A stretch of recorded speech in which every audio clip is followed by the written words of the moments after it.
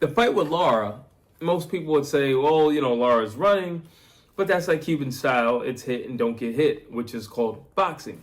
Hit, don't get hit. Then you have Dimitri Bivol, who was bigger than Canelo.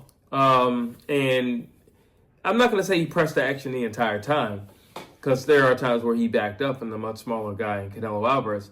But he was a lot more, he stood his ground more. And I think if Bud is going to mimic a fight of the two, then I think he would have to do it with Dimitri Bivol, where he would have to stand his ground. There is a third option, but I don't know. Canelo, he's a pretty seasoned fighter. I'm not saying it's not possible, but I'll tell you the third option anyway.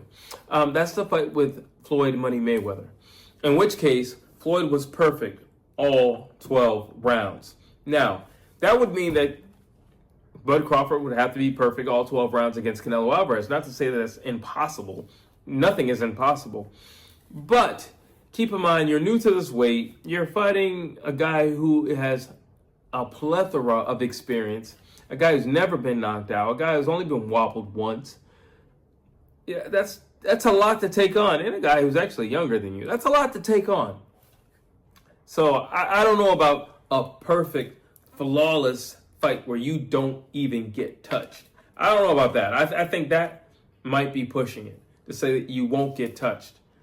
But a fight more like Dimitri Bivol, where he boxed a little bit, he fought a little bit, he pressed a little bit, he backed up a little